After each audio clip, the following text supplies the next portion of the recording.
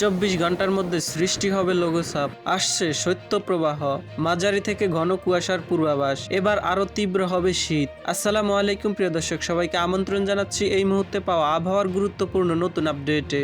সবার আগে আবহাওয়ার সঠিক খবর পেতে আমাদের চ্যানেলটি সাবস্ক্রাইব করে রাখুন এবং কে কোন জেলা থেকে দেখছেন অবশ্যই কমেন্ট করে জানিয়ে দিন। প্রথমে জেনে নেই লঘুচাপের পূর্বাভাসে কি বলা হয়েছে। দক্ষিণ পূর্ব বঙ্গোপসাগরে সৃষ্টি হয়েছে নতুন ঘূর্ণাবর্ত, যা আগামী 24 ঘন্টার মধ্যে লঘুচাপে পরিণত হতে পারে। তবে এর থেকে বেশি শক্তিশালী হওয়ার মতো পরিবেশ সাগরে নেই।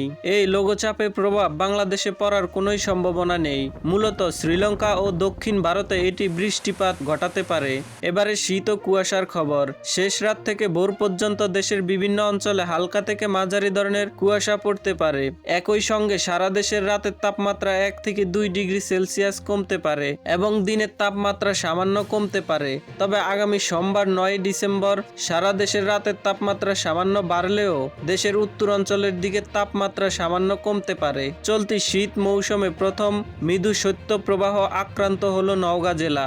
আজ নওগাঁ জেলার বদলগাছি উপজেলায় দেশের সর্বনিম্ন তাপমাত্রা নেমে আসে 9.9 ডিগ্রি সেলসিয়াসে। অনেকেই খেরকুটো জ্বালিয়ে শীত নিবারণের চেষ্টা করছে। এবার এক নজরে 8 ও 9 ডিসেম্বর এ দুদিনের আবহাওয়া।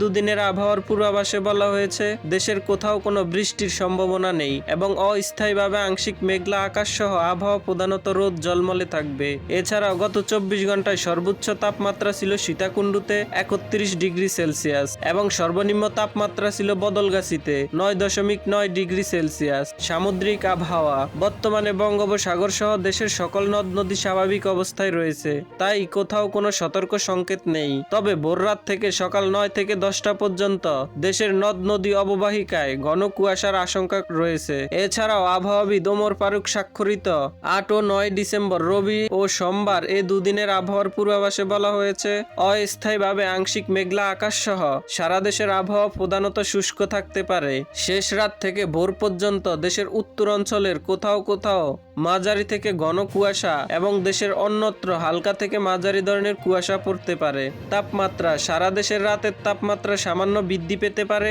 এবং দিনের তাপমাত্রা সামান্য হ্রাস পেতে পারে। তো প্রিয় দর্শক, ভিডিওটি ভালো লাগলে লাইক, শেয়ার, সাবস্ক্রাইব করে আমাদের সঙ্গেই থাকুন। ধন্যবাদ।